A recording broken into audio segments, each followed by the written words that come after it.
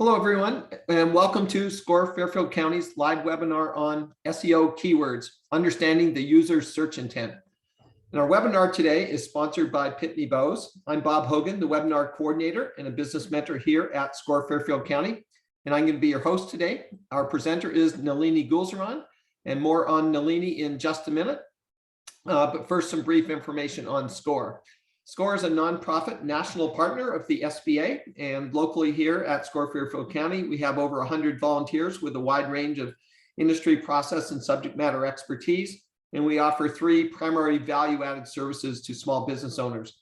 First of all, we offer free one-on-one counseling, and you can access that either in person, by video, telephone, or email, whatever works best for you. And you can use the bit.ly link that you see on the screen in yellow, or you can go to our website and click on their Request a Mentor link, and a mentor will be assigned to you. Secondly, we offer a wide range of business education programs, about 100 throughout the year, like the one today. And lastly, we offer extensive resources on our website, including various tools and information and access to subject matter experts. Our next live webinar will be next Tuesday, April the 26th at 5:30 p.m. And the topic is Click to Close, Understanding the Customer Conversion Pipeline with Ed Winslow presenting. Again, you can find more specifics on our website, fairfieldcounty.score.org.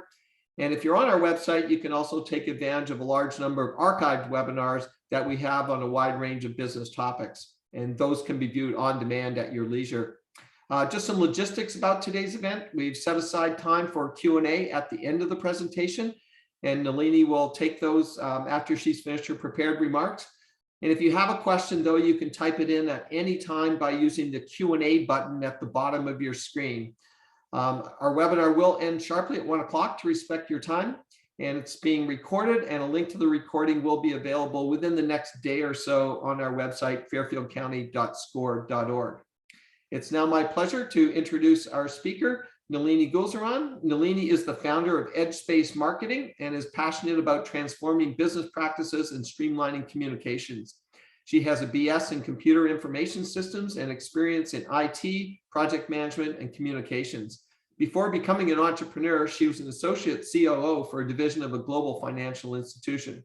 She believes in the strength of her community and regularly volunteers for organizations and causes that empower the next generation. Nalini, it's all yours. Thanks, Bob, and thank you everyone for coming today. As Bob mentioned, we're going to be talking about the user's keyword intent. And you're like, what is that? One of the things that I've learned over the years is that search engine optimization is incredibly technical. For those of you familiar with it, you know this already. But the biggest part of it is configuring your keywords for the right keywords. Sometimes I've found clients that when they build their websites, they're configuring their keywords for their SEO optimization, they're doing all the right things, but they have the wrong keywords. Because at the end of the day, the strength of your SEO success has to do with having the right keywords on deck for you. So today we're going to talk about how you go about identifying that. How do we get started? One of the first things we'll talk about, I'll very broadly cover what SEO is for those who are not familiar with it so that you have a little refresher before we jump right into the search intent. So what is SEO? It's ultimately how you get found on page 1 of Google. There are other search engines, Bing and others, but we're focusing really on Google. It's becoming the search engine of choice. And so we want to make sure we're configuring for that. Google is trying to be the #1 search engine out there. I've even had clients tell me they have iPhones and then realize that their iPhone is using Google search. So Google is still your tool of choice, even though there's Bing and other search engine optimization, or excuse me, search engine tools, you want to optimize for Google. So let's talk about SEO by the numbers first. 68% of all online experiences begin with a search engine. And that number is probably even bigger now. At the time I put this together, that was the figure, but now, especially with the pandemic, that's probably gone up even more. If you think about your own behaviors, what I tell everyone, whenever I have a thought or question, the first thing I do is I Google it. I don't go to social media. Sometimes I ask a friend, but very often we're asking Siri, Alexa, Google, tell us something. SEO drives 1000% more traffic than organic social media. Not saying that you don't need social media. You still need social media as part of your digital marketing strategy. Social media actually does factor into your SEO, but SEO on its own is driving 1,000% more traffic to your business when configured correctly. 0.7%, 0.78%, so that's less than 1% of Google searchers click on the results for the second page. I definitely don't. I mean, I do it now just to see what's happening more from a research perspective. When I'm looking for something, if I typed in something and I've got results on the first page, it's not what I want. I don't necessarily go to page 2. I change my search criteria. And that is what is happening more and more. It's a very bad joke, but we hear it very often. The best place to hide a dead body is on page 2 of Google. No one goes there. 53.3% of all website traffic comes from organic search. What does that mean? That means that your website traffic is coming from different places. It can come from emails that you send out. It can come from person to person, meaning somebody said, hey, go check out this website. It can come from your social media. Those are called referred links, all of those. But organic search means somebody searched for something, found you in the Google search results, and ended up on your website. So that's about more than half of your traffic.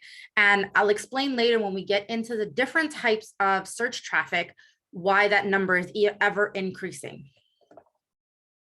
69% of search queries contain 4 or more words. Very often we get caught up in the keywords as singular words or maybe 2 words or 3 words, but 4 or more. They're now being called keyword phrases or long tail keywords. These are very important. Later on, I'll tell you a little bit about natural language processing, which essentially means Google is changing the way we search. We are searching in more or less full sentences. In the past, words like for, the, of, and used to get eliminated from the search criteria. Now, Google is actually using that because with voice search, we're not saying, find me coffee near me, Stanford. We're saying, find me a coffee shop near me. Google figures out where you are, Siri figures out where you are, and then gives you those coffee results near you because you asked in a complete sentence. And so natural language processing is becoming a bigger deal. Where to buy and near me mobile queries have grown over 200% from 2017 to 2019. Imagine what that statistic looks like now, given the pandemic and how things affected us. That's gone up probably even more. I mean, I don't go anywhere without my cell phone. The minute I sit in my car and I really don't have it, come back in the house and get it. I don't really go anywhere without it. Sometimes we walk around the house with it. I lose it in the house, but then I go find it. 92% of global traffic comes from Google Search, Google Images, and Google Maps, which is where your Google My Business listing more or less lives in that world. Now, this is important when you're getting into your Google ranking factors, because often when folks upload images and files to their websites, they don't rename those files. And that is very important in terms of where your keywords live. We're not going to cover that in detail today, but that is just a reminder that when you are uploading photos, when you are uploading files to your website, that you're using keywords and not image 1, 2, 3, 4, 5. Those gibberish names for your files are not helping you. So how does SEO work? Ultimately, your goal is to increase the quantity and quality of the traffic to your website through search engine results. There is an argument that all traffic is good traffic. I don't believe that. Not all traffic to your website is qualified, meaning they're not your target audience. They're coming from the wrong keyword searches. And the reason this is a problem is because the more traffic you get for a particular keyword or search, the more Google is going to rank you. It's going to consider you relevant for that search. But if those are the wrong keywords, you're not getting the right traffic. The folks that are coming to your website may not convert. They may not become customers. They may not make a purchase. They may not come find you as a business because they were the wrong client in the first place. This is why it's important to understand their search intent. What did they want when they were looking for blank? When they weren't, sometimes they're looking for you, sometimes they're looking for a topic. And we're going to get into all of that in a little bit. So let's talk a little bit more about how this overall algorithm works. So when people are looking for something, yourself, myself, the first thing we do is we type it into a search engine, or we're telling it to our phone, telling it to our tablets. I mean, even our computers are voice recognizable now, right? So we're saying, well, find me this. Hey, Siri, find me that. That information is sent to Google. Before Google spits back the results to you, Google has this vast library of all the websites and all the keywords and how they work. Google is constantly crawling the internet and learning more information, not just about your website, about all websites. And so now it has this information about the websites. It takes the information that you asked for in your search, it takes the information it has, and it's trying to match that. And that is how it comes up with the search results. So what you're trying to do is get listed for whatever somebody's searching for, if that is the right search criteria. And there's a whole lot of factors that go into your search engine algorithm, and we call them the SEO ranking factors. If you've not taken that class, that's a very good class to take next, which is I think it's called SEO Basics in SCORE. It's a recorded webinar, and we get into all of the ranking factors that influence your SEO. We're not going to cover those today, because today we're going to talk about all the user search intent. But here are some things to remember when you're configuring your SEO. Identify your keywords. This is the first step. People often do this last, and I don't know why. You should do it first. But the most important part is inferring your user search intent. We're going to get all into that in a moment. You then want to configure your on-site and off-site SEO. So when you take the SEO Basics class, you'll learn about your ranking factors and where those fit in. You want to configure your Google Analytics so that you can see what's happening. You want to submit your sitemap to the Google Search Console. This is just a reminder that if you have a website and you don't know if your sitemap is submitted, do some Googling. It's very easy to figure out if your sitemap is submitted, because going back to the second step of that algorithm, Google is crawling for your website. If you don't have a sitemap submitted, you're getting to the back of the line in terms of how Google is indexing you, meaning Google was indicated that yes, the website changed and you're in the back of the line. But if your sitemap is submitted, Google immediately gets a trigger that said, hey, this website was just updated, re-index it.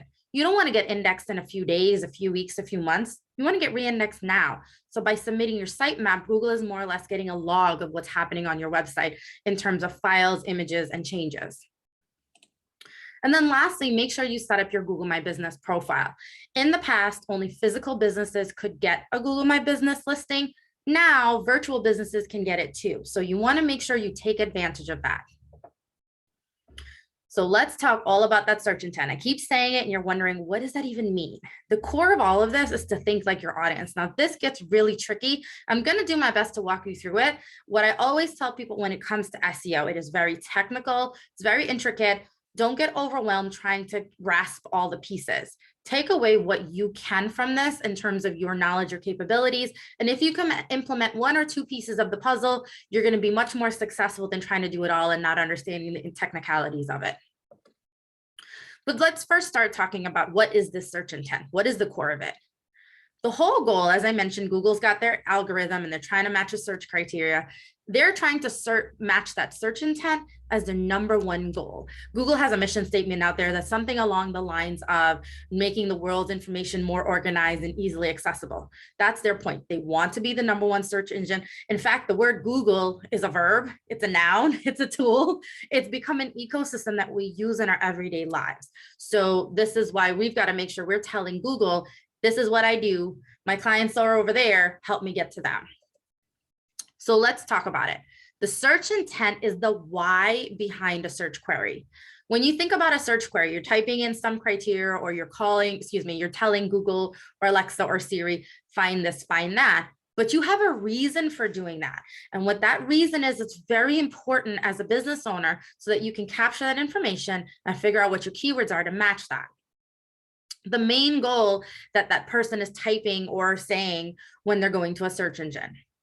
Once you know that, you can write content on your website that fits both the terms they're searching for as well as the search intent. So for example, I'm going to use gardening as an example because it's a bit generic, easy to understand for most folks, is that if you have a gardening business, whether you're a gardener yourself or you sell plants, you want to think about what are some of those topics that people who are interested in gardening may come to your website or your social media for.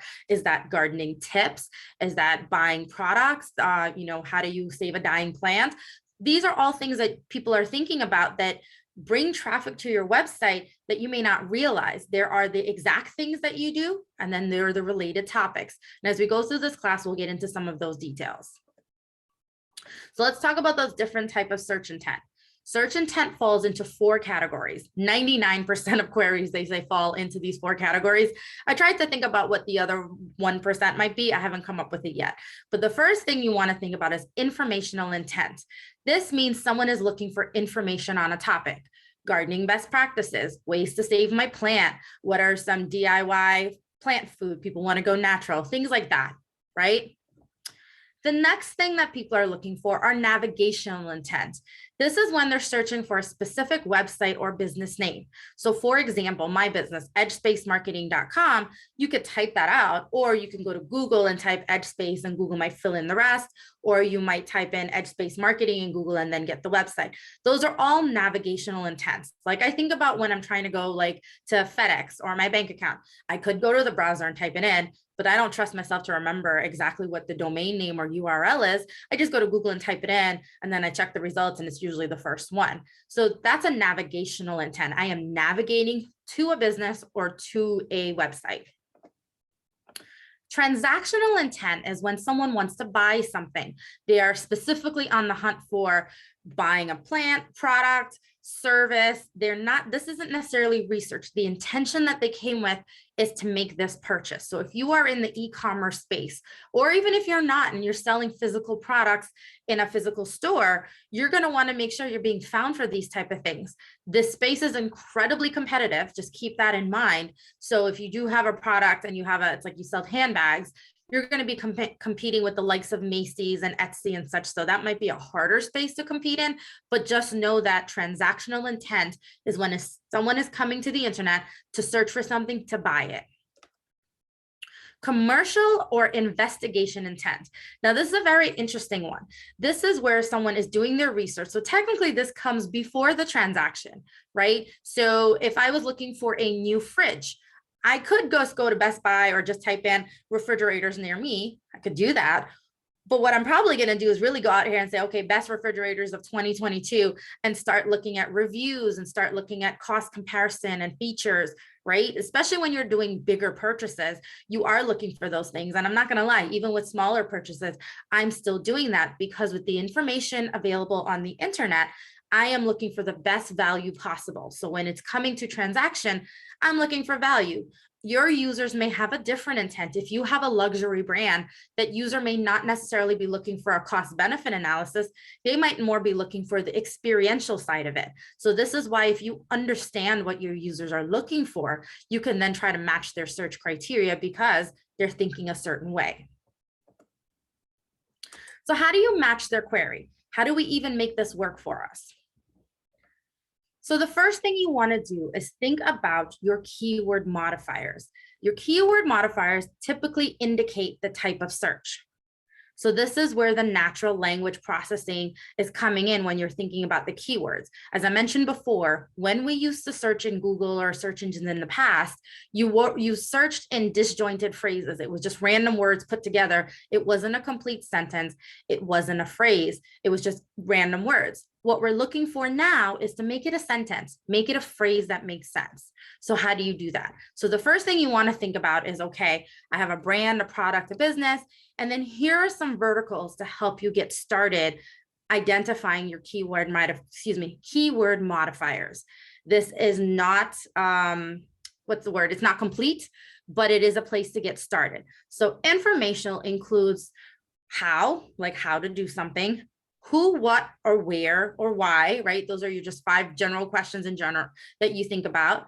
A guide to something, tips to something. So let's stop at tips, right? One way to look at tips when it comes to search engine optimization, it could be SEO tips, tips for SEO, tips for e-commerce SEO, SEO e-commerce tips. If it was me, I'd be sitting down with a piece of paper or typing it out and coming with all these different variations. The first thing you're doing is more or less throwing spaghetti at the wall.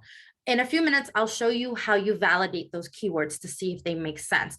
But the first thing you want to do is throw spaghetti at the walls. So what I tend to tell people is you have your business name. That's definitely something you want to make sure you're listing for. You have your name. If you are the face of your business, if you have employees that are publicly listed, it is very important that those folks are also listed, because, for example, when you Google my name, you're going to find my business, you're going to find my social media, you're going to find classes that I teach that are all related to the business. That's me driving traffic under navigational, right? Or maybe that's commercial because you're investigating me because you don't know who I am and you're interested in knowing a little bit more. When you talk about tips then, so I now know that I've got a business, I've got a name, now I have services. So my services include X, Y, and Z. Let's use web development or SEO as an example. Those are two services. So on their own, they have their service names, but then they also have variations. So web development, web design, website development, website design. Those are all variations on your keywords, just kind of in the navigational category. When I want to modify it now, I'm going to say tips for website design. Or if I want to go over to the commercial side, I can say best practices for web design, best practices for SEO. I can start coming up with all those variations. And in the end, if you have more than 3 services, I expect your list to be somewhere near 20, 25 keywords, just doing the variations alone. Even the variations on your business name or your name itself. This is important. You've got a lot of places to put these keywords in. So if you have a lot of different variation, it gives you an opportunity to fill them all in. Now, this list is going to be ever growing. You can end up generating a list of 50 or 60. Then you have to prioritize it. Then what? So when we get into the validation side, you'll see what I mean. So let's talk a little bit about that best practice for search intent. Before we get into validation, let's make sure we understand what we're doing with search intent. If someone is making an informational search, make sure your post or page has information when they're looking for information. You would be surprised how many websites, and you have all probably experienced this yourself, that you go to the website. First, you go to Google, you type in a search criteria. So let's say you typed in best practices for search engine optimization. You see in Google, it has a title, it has a description for the website. You read the description, and the description says SEO best practices, learn the tips and tricks to build your SEO plan. You're like, great, this is what I'm looking for. You click it, you go to the website, and the page is all about social media. It has nothing to do with search engine optimization because the person who owns the website mixed it up and put the wrong information in. 2 things have happened there. You, as a user who is searching for something, you did not find the information you're looking for. You're disappointed. You may be annoyed because that was a waste of a click and time, and then you leave. The other thing that happens is that Google is looking and saying, hold on, the name and the title says one thing, the content on the page says another thing. So it's going to drop the relevancy, which means you drop down in ranking. The other thing it's taking as an indicator is saying that user came and they left really fast. So Google's taking that as an indicator that something's wrong. That website took too long to load. That website may not be visually appealing. It may have a bad customer journey, or it may have the wrong information. These are all factors Google's are looking at simply because the user came and left really fast. So keep that in mind. So if someone's looking for something, match what you say you're going to give them. Next up, we've got navigational. When someone's searching for your business name, try to be the first result that shows up for your company name. If you have a company name that's in a competitive space, for example, I had a client that the name of her business was the same as a university. There was nothing we could do as a small business to jump ahead of the university. The reason for that is a university website has more credibility than a small business website. In your ranking factor, that's called trust and authority because they have an edu domain. They've been around a really long time. The other thing is they probably have 1,000 web pages. If you ever go to a university website, navigation, it's like it's a mess. There's so many pages, but each one of those pages has the university name on it. So they're going to get that priority over yours. So the SCORE mentors may tell you before you name your business, this is when you're checking for competition. You may say, hold on, you know what? That's a university. I'm a small business. That doesn't matter. It matters if you have the exact same name and you're trying to show up for that name because that university is going to get priority over you. I had another client that we were working on SEO and the name of the business was the same as an apartment franchise chain complex, whatever you call it. That again, it has locations across the United States. It has thousands of pages. We could never get ahead of the apartment complex. We got to right behind it. But that apartment complex continues to take precedent for the business name, just given the volume of pages that it has and the longevity of time that it's been around. So that's an important consideration when you're naming your business in terms of searching for competition. Commercial. Provide content that helps people make an informed decision when they're still investigating their options. So if you're in a space to write blogs, and I should be doing this, I just genuinely don't have the bandwidth right now to write blogs. I have a long list that I should write. But the blogs give an opportunity to bring people to my website when they're looking for certain things. So for example, if someone's looking for what is keyword intent, I could have a blog talking all about that. That will help them come to my website. They'll read the blog, and then maybe they'll go look on the services pages. Maybe they'll look at other pages on the website, but they were looking for information and I gave it to them. So this falls into a little bit of an informational and investigation context. There's some overlaps, obviously, but that's generally the idea. And then lastly, transactional. Lead people to your sale pages if they're looking to buy one of your products. The rule of thumb is 3. You have 3 clicks from the time they type in the search criteria. 1 click, because they hit enter. That's considered a click. They read through the list. They click on the link to your website. That's 2 clicks. They're now on your website. From there, if they were looking to buy a product, they should have landed on a product page. So if I was looking for shoes and I typed in, sandals, shoes near me, I get a website listing. I go to that website, and I'm not expecting to land on the home page of the website. I'm expecting to land on the page that aggregates all the shoes. If I've now got to go from the home page and click shoes and then click category and click size, I'm probably not going to do all of that clicking. I'm going to go back to Google and find another website that's going to put me where I want to go, unless I'm married to that brand. Brand loyalty comes in a different category, but that's also important. But if you're a small business and you are in a very competitive space, you may not yet have the brand loyalty you're looking for. So make it easy. One of the basic pitfalls that I see with many small businesses is that they have a very overly simplified homepage, overly complicated homepage, or somewhere in the middle where it's just confusing and you can't get to the products you're looking for. It's too many clicks. They're expecting that users are going to land on the website, read all about them, read their life story, then buy the product. Not always the case. Sometimes they're coming to just buy the product, get them there. So whether it's shop now, takes them right to the shop, whether you're giving out your featured products right on the front, knowing that that's what people are mostly looking for, give it to them. You've heard the saying, give the people what they want.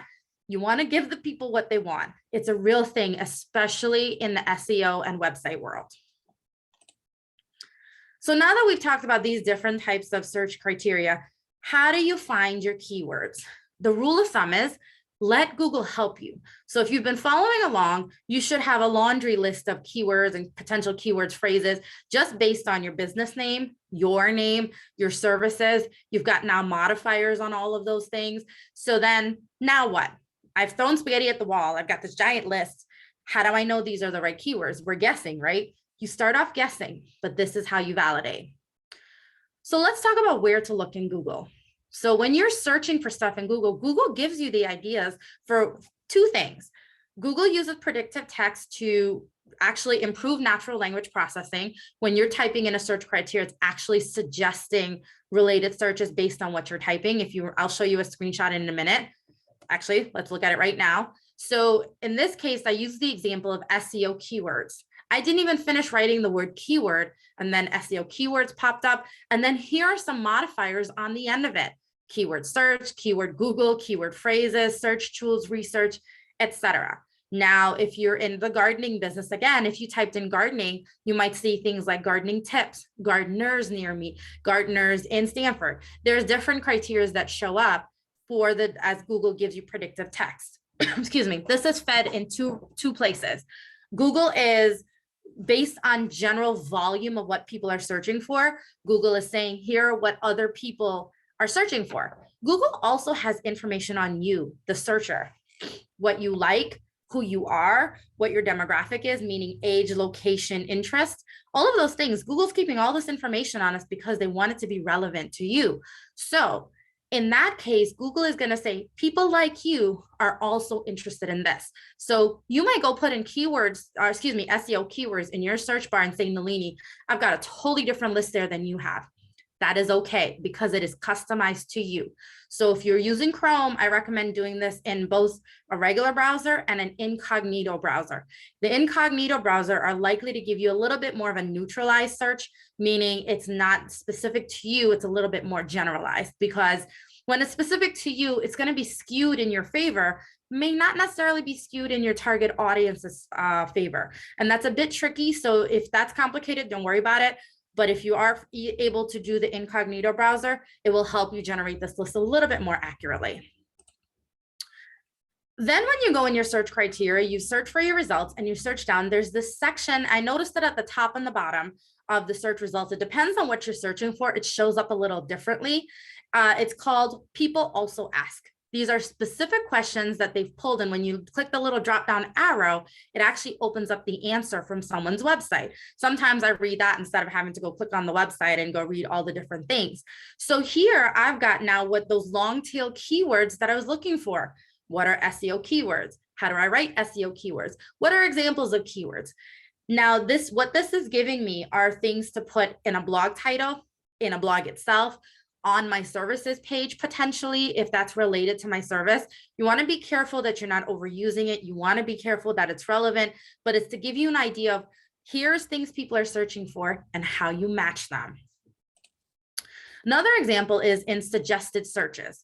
When you search Google, way down at the bottom of your Google search page, you've got the pages, but just above it, you have all of these other search phrases or suggested searches. It used to have a title. My browser didn't give me a title today. When I do it on my phone, I see something different. Don't worry if it doesn't look exactly the same, but this is just to give you a feel for, here are other keywords that I can use. So for example, SEO keyword tool. So if I was writing a blog, I could write about SEO keywords, and then there's a section with a header like an H2 or H3 header that says SEO keyword tools, and then list my favorite tools underneath. So some of the Google tools, RF, SEMrush, some of those, and link out to them. Keyword generator, keyword examples. These are other things that I could use. You don't have to use all of these. So for example, I wouldn't use list of keywords, SEO keywords list. I don't see how that's relevant or what I could write that would be genuinely informative, right? So just also make sure that when you are doing this, you're not writing fluff. Remember, give the people what they want. So give them real tangible information, because nothing annoys searchers. I mean, I know it happens to me. I'm sure it happens to you. If you're looking for something specific, you get on a website and you're reading gibberish instead of reading what you really want to see. Other tools to help you are Google Trends and your Google Keyword Planner. Google Trends is free. Google Keyword Planner is also free, but the catch here is that you need a Google Ads account. So I won't necessarily show you the details of Google Keywords, but I can give you a general overview on that. So if you did want to go set that up, you can. I do get this question, so in case it comes up in the Q&A, I don't necessarily agree with Google Ads, because Google has already put out statistics over the years that people skip the paid ads. Even though they're constantly pushing ads at us, people tend to skip the ads and they go right to the organic search results.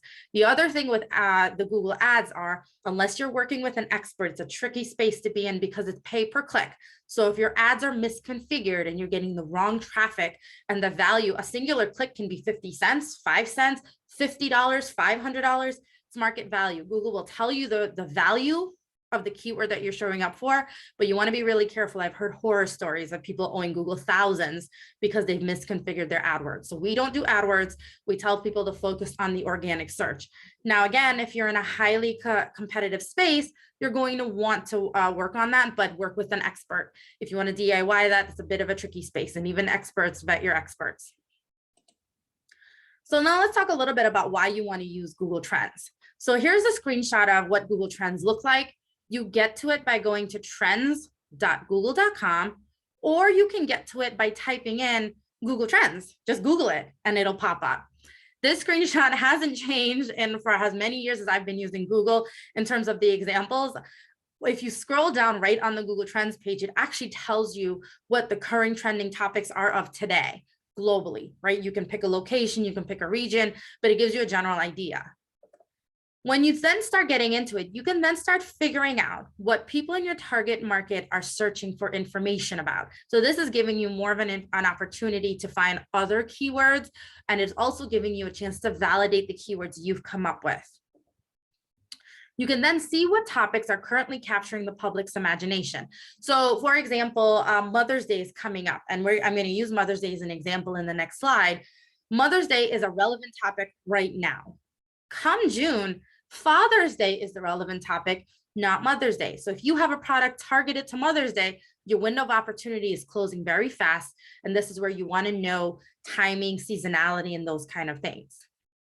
And this, as I mentioned, seasonal trends and factors do have to come into your marketing strategy. So in the next screen, I'm actually going to show you here, if you're a flower shop or you sell flowers, Here's an example of 3 search criteria I've put in. You can see on the right side, add comparison.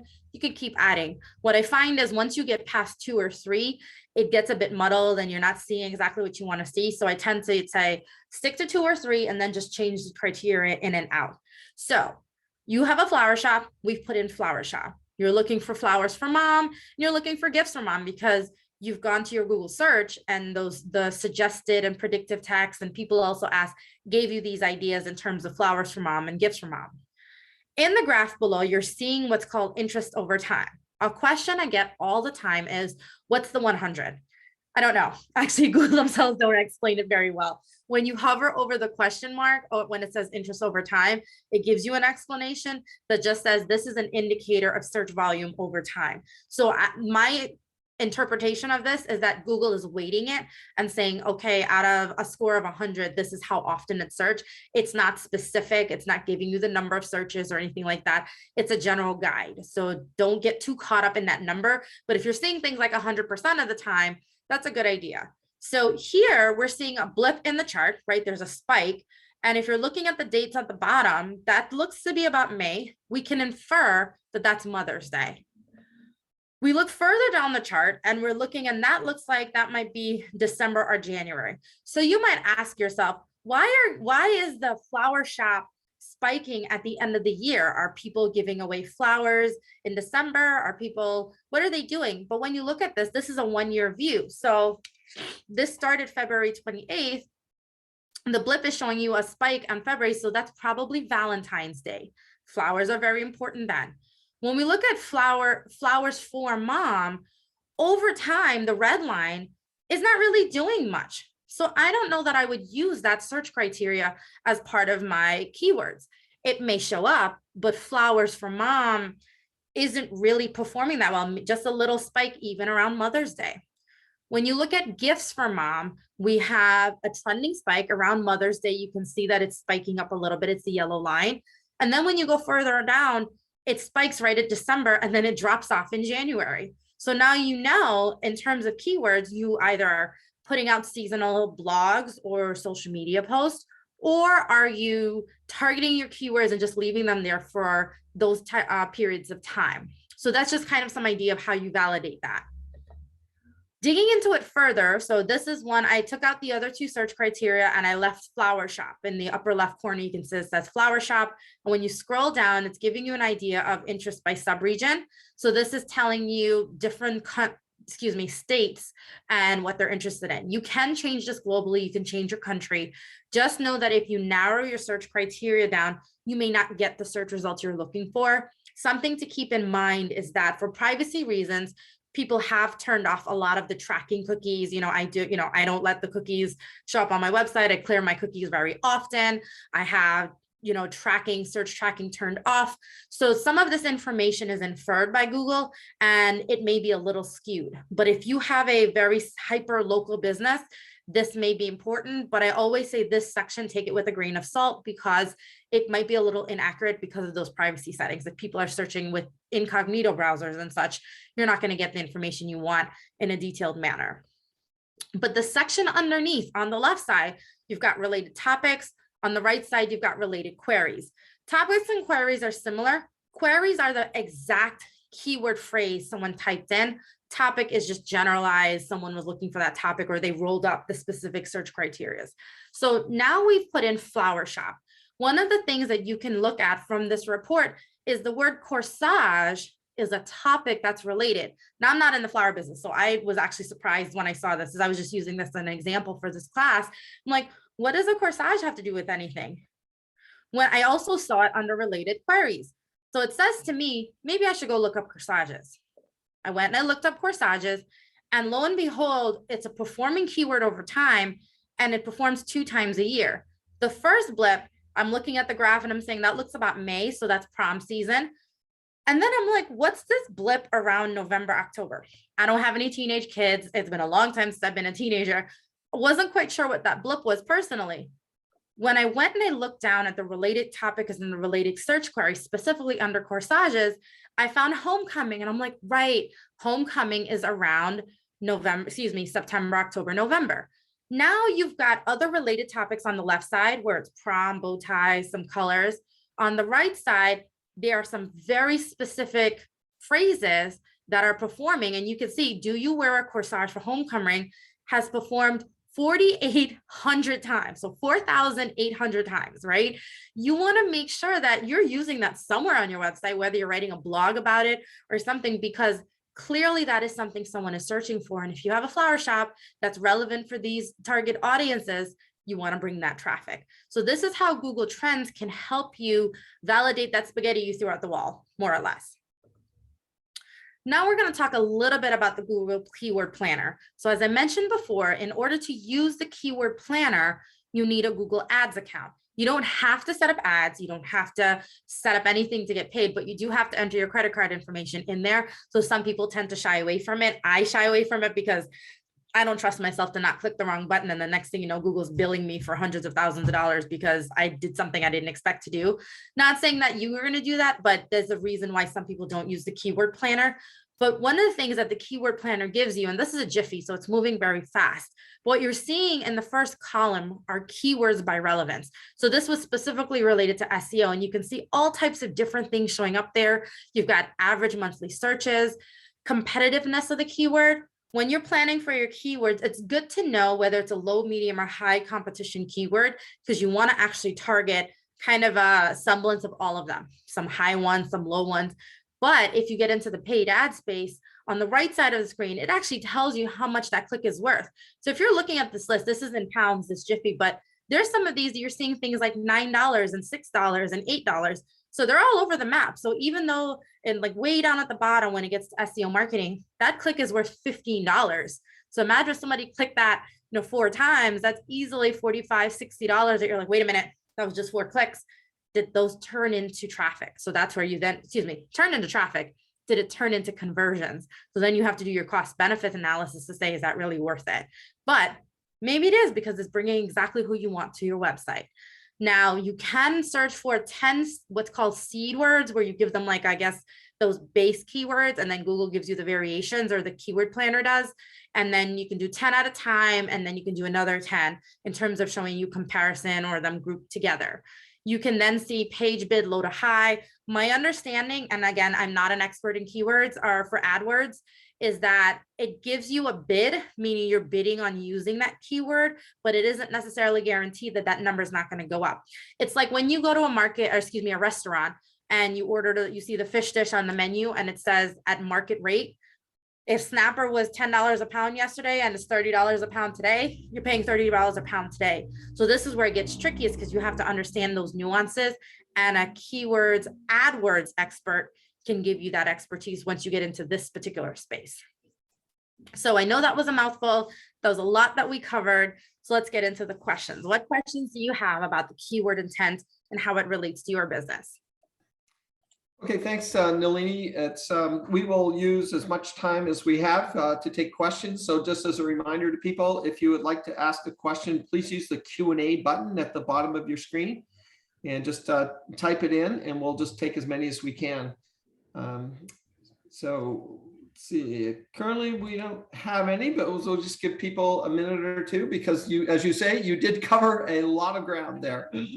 Yeah, when it comes to SEO, I tell people we're drinking from a fire hose. It's really hard to spread this out, to break it down. No matter how many different ways we've broken the information into smaller bits and bytes, there's always a smaller bit and byte that you can go. So such an expansive topic, and everyone's drinking from a fire hose. So take what you can from it. This is that moment where I wonder if I put everybody to sleep. No questions. Just a couple of comments here. Okay, certainly a ton of information there. Okay, here's one from Jonathan. What about leading pages and having duplicate content? Is that a benefit or not? That's actually a con. So if you are landing pages, so having landing pages is a good idea if you're meeting one of the search intents. So whether it's transactional, informational, those type of things, Duplicated content's actually a big no-no. It's called a violation in the Google world. If you take the ranking factors class, you'll see that where that falls in the spectrum. What Google does is that if you have duplicated content on more than one pages, Google will actually de-rank both of those pages, and it may de-rank your website altogether because it's saying that your content is not fresh, it's not unique, and it's confusing because if you have a page and then another page, they should be about two different topics, or they should be different and not exactly the same. So it's important to have different content. Say the same thing, say it slightly differently, but don't just copy and paste the exact same thing over and over. It will get you into trouble in the Google land. Okay, very, very helpful. So that's pretty clear. Don't duplicate. Don't duplicate. Nope. Yep. Okay. Here's another one from Victor. For example, I am looking for vinyl siding repair. How do I look for that in Google? So the same way you just typed it in the search box, vinyl siding repair, head over to Google, type in vinyl siding repair. And as you're typing, look in that the predictive search box and see what other things are Google giving you there. I usually have a pen and paper nearby so I can write them down. What are the other suggestions? Then start to vary that, are there, just type in vinyl siding, see what you get. Maybe just type in siding repair or house siding repair, building siding repair, right? Those are some modifiers, see how that comes out. Then head over to Google Trends and then search for it and see if there's any related topics that you can put together to build out that list a little bit more. Okay. Here's one from Howard. Can you estimate on average how long it takes to do a keyword search? It seems to take a lot of time and effort. Yeah, it does. It's an investment in time for sure. I mean, I'm throwing things at the wall right now as we're talking, but if you really want to develop it, I mean, it could take hours, sometimes days, and it depends on your familiarity and, for lack of a better word, your ability to think outside of the box, right? Not everybody's brain is wired to say, like, for example, the vinyl siding question. I just threw out building siding repair, housing siding repair. I'm in this world day in and day out. So for me, it's natural to think about all those related things. For yourself, you may run out of steam today and say, okay, I've only come up with 3 variations. You may sleep on it and then tomorrow come up with another 4. Another way to do this is have a little brainstorming group. If you have 2 or 3 people, hop on a Zoom or grab coffee and spit it out and say, what do you think about when I tell you about vinyl siding, since that one just came up, and see if they have other ideas, because again, everybody's thinking a little differently. So that's one way to kind of build out those keywords, but also know that you might never end. I mean, I'm still always coming up with keywords, even after I'm technically done with the project. I see something and I go, oh, that's a great idea, because Google is also changing as people's behaviors change. We have a few more, but there's a clarifying one from Jonathan on landing pages. How much content can be duplicated before it's deranked? Yeah, that's a bit of a tricky question. It's a bit unknown. Like my suggestion is try to minimize having the whole page or whole paragraph. If you have a sentence here and a sentence there, repeat. But for example, I have seen people where the opening paragraph on the page is the same on 2 or 3 pages, or the metadata submitted to Google is exactly the same on 2 or 3 pages. So what you're looking for is that exactly the same. Say it a little differently. And then be careful with the whole landing pages thing. I always tell people landing pages get you into ClickFunnels marketing, which can get a little tricky because Google's not a big fan of those either, because they're pretty much the new version of, sleazy salesmen. So what you want to do is they're looking for valuable content, because a ClickFunnels is where someone's coming to your website, giving you their name and email for a free downloadable, and then you're spamming them with email later. I'm still cleaning out some stuff from when I signed up for a newsletter on SEO. I can't seem to get off of those mailing lists. So Google's not really a fan of those. What you want to do is build a proper informative website where all the pages are linked together, where there's a sitemap that makes sense, not 6 or 7 random landing pages that don't really seem to work together. Okay, very helpful. Here's one that came in through chat from Lucy. You mentioned blogs. Is that on your website or a separate platform? It's on your website. It's usually just, depending on if you have a WordPress, it would be the posts get aggregated up into a blog. A blog, sometimes people rename it to articles or features. If you have Wix, they just straight out call that a blog. So most of these, what's called content management system, Wix, WordPress, Squarespace, blogging has become the new norm. So they're filling that space by giving it to you easy to do. So depending on your platform, you can just Google how to set up a blog on my website, but be specific, WordPress, Wix, Squarespace, whatever it is. Okay. Here's one from Roberta. I'm a brain-based personal trainer, so please don't search for that. What might bring them in addition to pain, fitness, private sessions, seniors, special needs, etc., that can be generic? So maybe some suggestions there on that.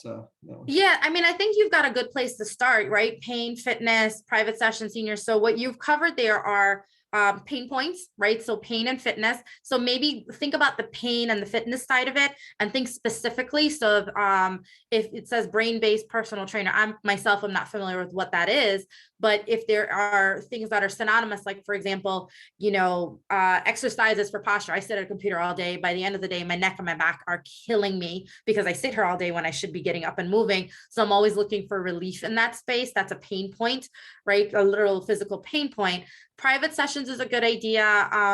You've also mentioned seniors and special needs because those are your target audience, and that's a good idea. With the word seniors and special needs, you're going to want to think about the alternative ways of saying that. In working with both sectors, actually, I know the word seniors can be a bit tricky. Elderly, older individuals are also alternatives that you want to start thinking about, and you can check Google Trends along with some of those keyword variations. Special needs is another one where that's also tricky because that demographic, they're trying to change the norms on that. So you may see things like individuals with disabilities, able-bodied, all able, there's some variations on that as they're trying to change the narrative. So that may help. Okay. And you had mentioned that you've never heard of that, and the follow-up from Roberta is, how do you overcome people saying I've never heard of that? Do you have any insights there? This is probably where you're going to want to do a combination of, you have your website, explain it somewhere on your website, have a blog that speaks to it in different, break it down, right? SEO was a term no one knew about for many years, right? It was just an acronym happening out in the world and our world that we technically knew, but your social media is an opportunity to speak to that. For example, I have clients that are life coaches, and a lot of times, and I didn't know what a life coach was up until 5 years ago. I'm like, what is that? Who uses that? Why do they use that? And what you're looking to do is create value. So sometimes you have a specific service that's not yet, for lack of a better word, marketable, simply because it's not yet known. So aim for what is known and then make the connection for the unknown. So we know what personal training is. We know there's some pain points, and then where does the brain-based fit in, right? Is that adjacent? Is that part of it? So just kind of draw on the people who would come anyway because of the basic personal training, but then figure out where the brain-based fits in. Okay. We have one from Glenn here on chat who says, I'm fearful of being penalized by Google if I'm heavy-handed in my approach to working search terms / phrases into my website. Is that a valid concern, and any thoughts, tips on how to do it properly, and or things to avoid when working search terms phrases into your site's SEO? It's a very valid concern, and it's a very good question. So what you're referring to is what's called keyword stuffing. Google is on the lookout for people keyword stuffing. So here's some things not to do. You see how at the back of my question, there's that white space?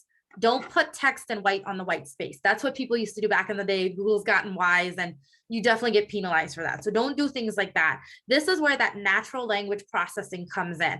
If you're writing a blog that is taking into account maybe 5 or 6 keywords, be thoughtful with your headers, right? And then include the phrases as part of the sentences, as part of the paragraphs.